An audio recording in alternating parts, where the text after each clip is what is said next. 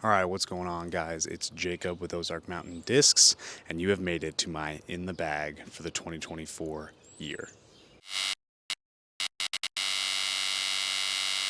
So, like I said, this is going to be my in the bag for the 2024 rest of this year. It doesn't change a whole lot, but I will say that since opening the store and kind of having Ozark Mountain Discs be what it is, I have had an opportunity to kind of see some discs fluctuate in my bag.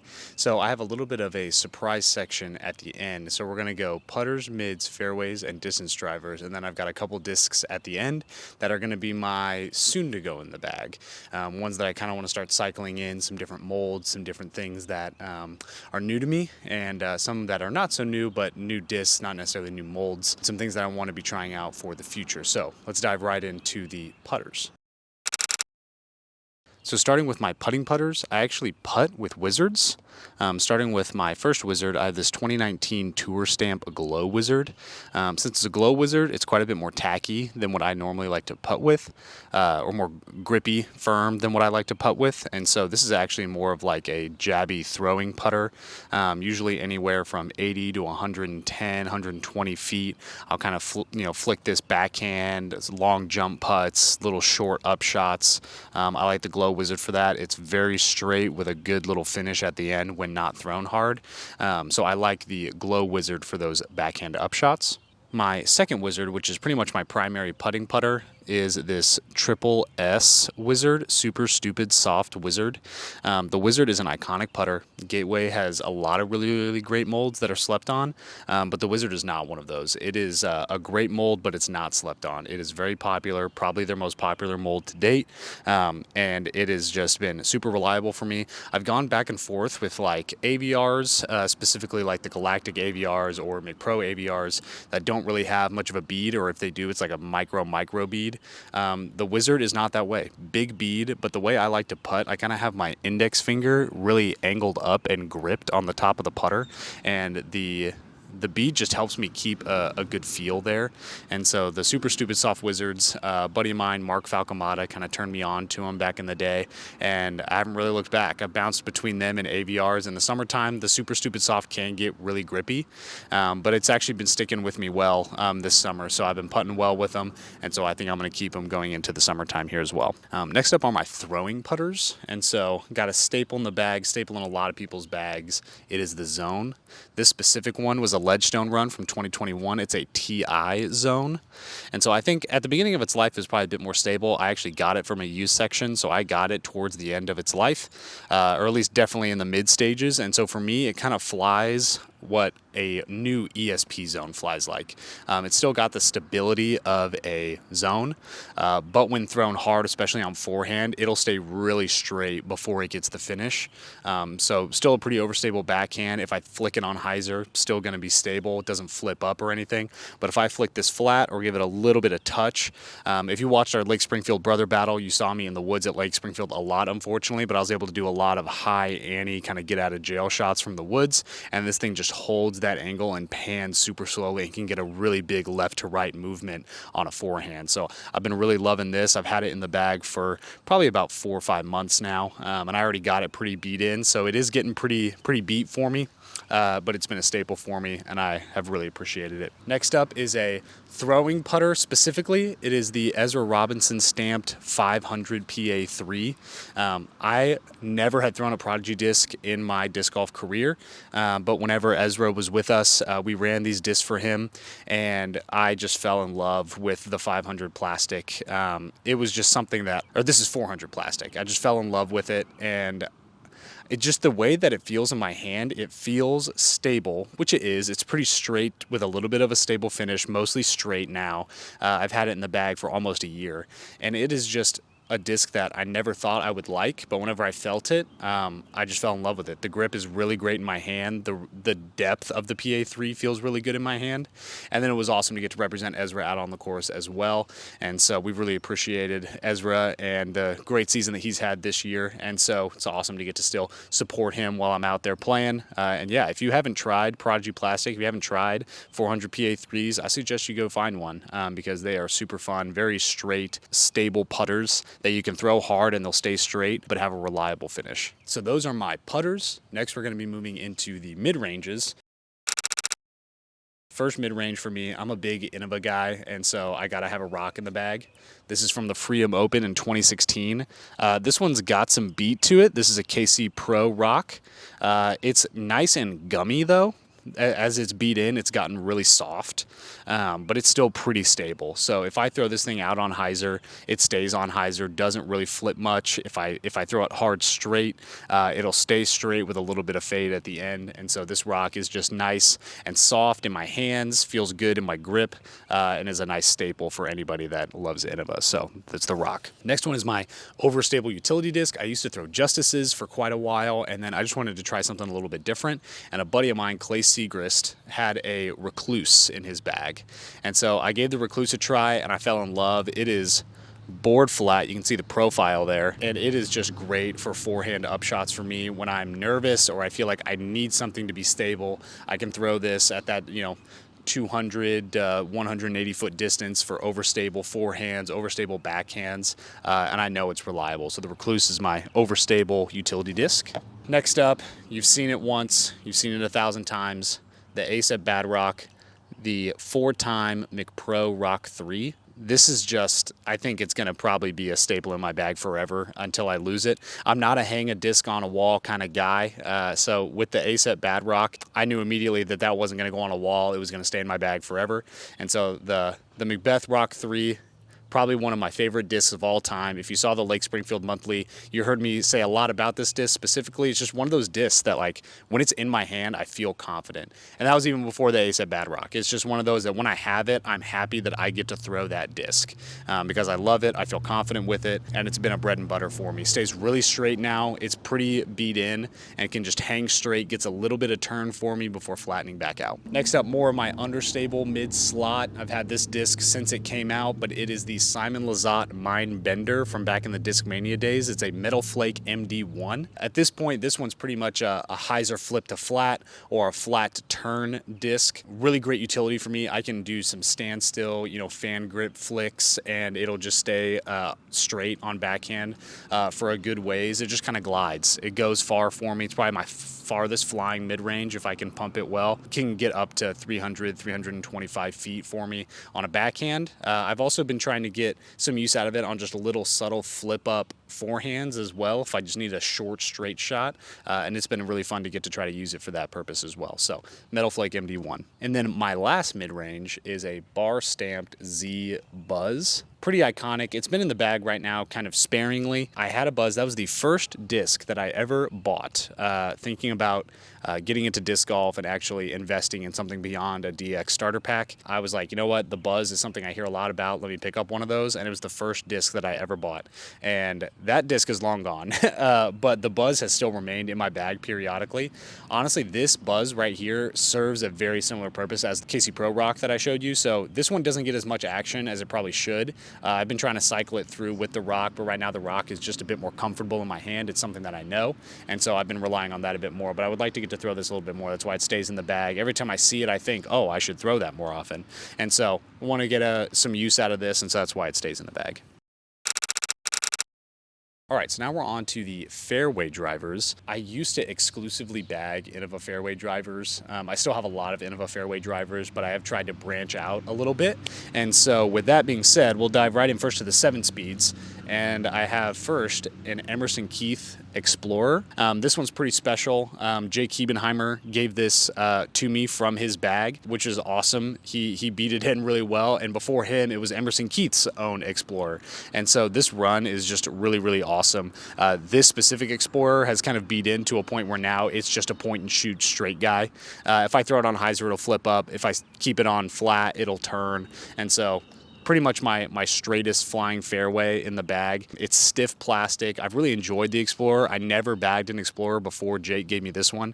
And so I was super stoked to be able to give it a try. And that was probably 7-ish months ago, and it hasn't left the bag. It's been in there since then, and I've been really enjoying it. So shout out to Jake Kiebenheimer for hooking me up with this. Next is my flippiest and only T-Bird in the bag. I used to have like 3 or 4 T-Birds in the bag, but got a pre-flight number Star T-Bird. This T-Bird is probably one of my most understable T-Birds I've ever thrown. It's a really gummy Star plastic. I got it at similar to that zone, kind of midway through its life. It was already fairly beat in for me.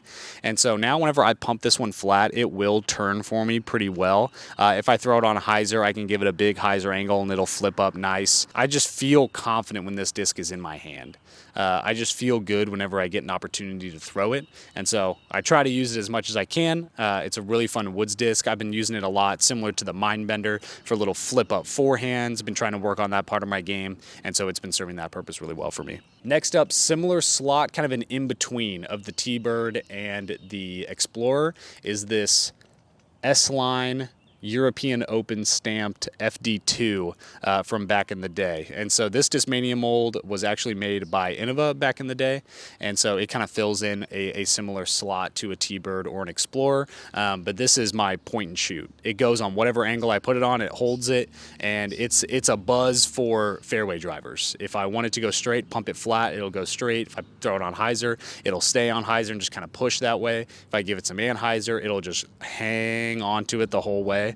And so this is a great utility disc where I just need to point and shoot and put it on an angle and pump it, and this disc does it for me. All right, one of my newer discs to the bag is the Lone Star Mockingbird. This disc has been getting a lot of action for me recently because it is probably one of the easiest throwing discs in my bag, where I can just focus on throwing something smooth and soft on hyzer, and this disc flips up, it goes straight, gets a little bit of turn. It's one of those woods discs that you just dream about. It is a super great woods disc for me because I can throw it on hyzer comfortably. I know it's going to flip up. I can trust it to do that.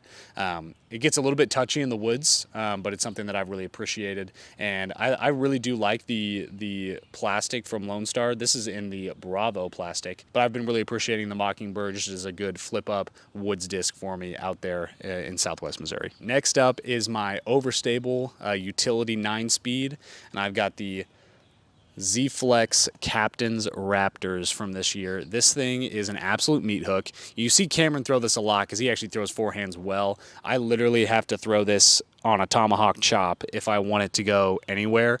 But the utility of it is so nice. In headwinds, I can throw this on forehand. I can trust it. And so I've been really appreciating it for that. But it's a major utility disc for me. I don't pull it out often for power shots, but it is super helpful in the woods. Great utility disc. Next up, we've got the Metal Flake T-Bird 3.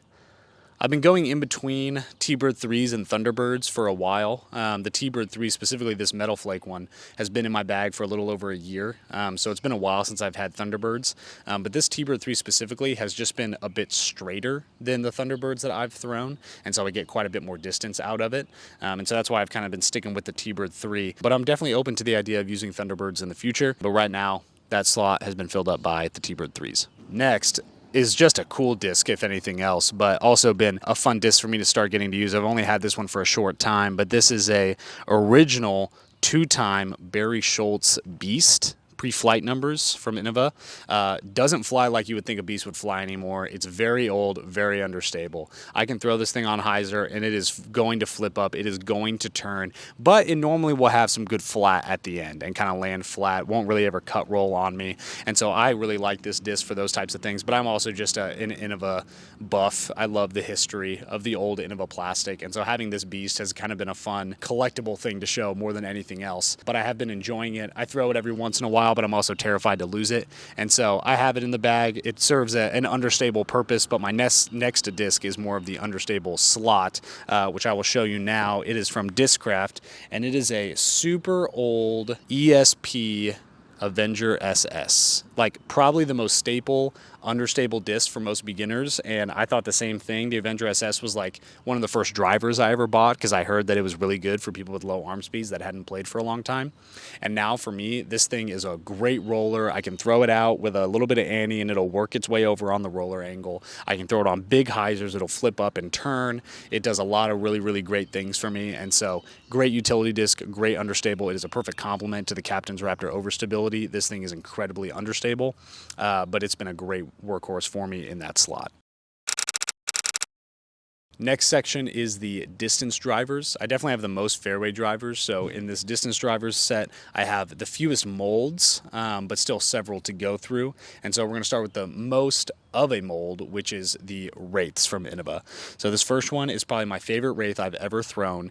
It's a pre-flight number champion Wraith, green champion Wraith. Cameron actually picked this up for me from some folks down in Kentucky, I believe, when he was at Idlewild. And I have loved this thing ever since I got my hands on it. It was stable when I got it. It's more straight now, but still has a little bit of beef to it. I can throw it on Anheuser in anything but a headwind, and it'll kind of hold it and pan slowly and land flat. Headwinds, it gets a little touchy, but it can bomb in the tailwinds, and so I love this thing. It is a good, slightly overstable Wraith slot for me. Next up is a 2006 Luster Champion Green Wraith, very similar color to the previous one. This one is exceptionally understable. It is a tailwind specifically, or a soft thrower. In most tailwinds, I can throw it on hyzer and it's still going to flip up and turn before it kind of gets flat, starts to fade out. And so this one is definitely my understable Wraith, but also my furthest flying in most tailwind situations. Next up, I have a Glow Champion Wraith. Got this one from the factory store not that long ago.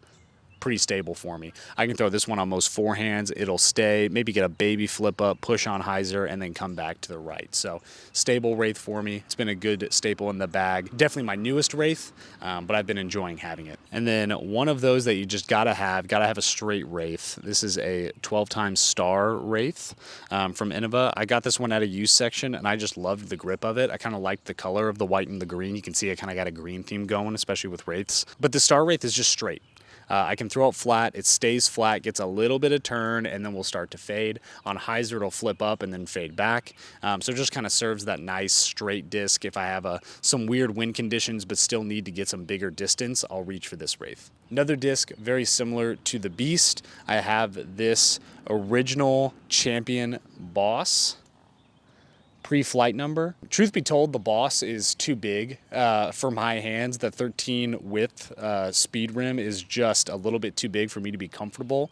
When I have thrown this, it has some good stability, but this is more of like a good luck charm token. I love the history of it. It's a cool old Frisbee.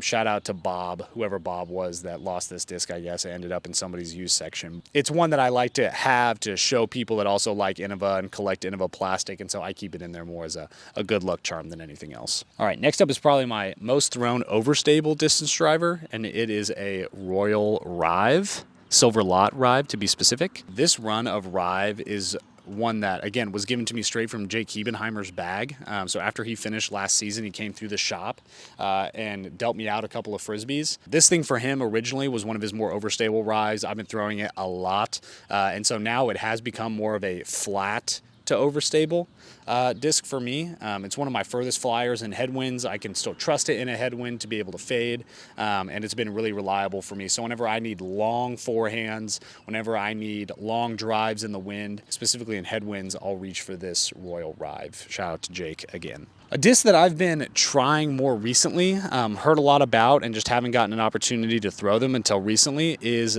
the Westside Sword. This is specifically the Erica Stitchcomb Team Series sword. And I've been loving this because this basically flies like a beat-in Wraith right out of the bag. It's got a little bit wider rim than the Wraith, but it flies straight to understable, straight to overstable out of the bag, but it beats in really quick to get understable. And so this sword has still got a little bit of the stability to it. I can throw it flat. It goes flat for a long time, and then we'll finish back for me. So I've been loving the sword and the utility that's been for me. It's been fun to get to try that out. And then my last driver that I have in the bag currently is inspired by another one of my buddies, Tyler Zustiak. He's on Team Ozark Mountain Discs. He's a big Castoplast guy, and so he turned me on to the Gould from Castoplast. It's one of their more overstable drivers, not necessarily like a Crut, but very similar. And so the Gould is kind of, for me, flies very similar to like a beat-in destroyer right out of the bag.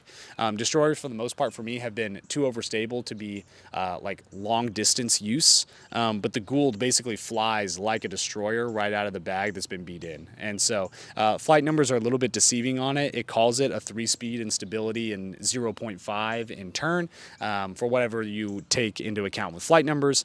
This one flies a little bit more understable than what I would say those numbers indicate, and most Goulds have that I've seen. But the Gould also, the K1 plastic, just feels awesome. It's a little bit gummy in your hand, a little bit tacky. You can get a really good grip on it, and I just feel like I have the power to give this a rip just by the grip that I get with it. So I've been loving the K1 Gould as well. All right, guys, so that is the official end of the disc that I currently have in my bag. I walk around with a AX5 grip bag. It's been absolutely amazing. I love the grip bag so much. I've had a couple different types of bags, but after having a grip bag, I don't think I'm going to be going back to anything else. It's been amazing. But I do want to leave you with a couple of discs that you might be seeing in some upcoming videos, some things that I'm wanting to be trying a little bit, some things I want to be testing out. And so I mentioned the Erica Stitchcomb sword. In our use section, we actually got in a Huck stamped VIP sword, and so it's got quite a good dome. I don't know if you can see that profile on there, but it's got a really good dome on it. Obviously the Huck stamp is sick, but it's got a good dome on it, more so than the Erica Stitchcomb sword, and it's a little bit different plastic, so I want to be implementing this into my bag a little bit more. I've loved the Erica Stitchcomb sword, and so I'm going to be trying this one out as well, just to see how it flies, what the differences are, and if it can find a spot in the bag. The second one that I might be implementing, I mentioned the T-Bird 3, but I got this Pro 4-time Thunderbird, Champion Thunderbird, in the used section as well.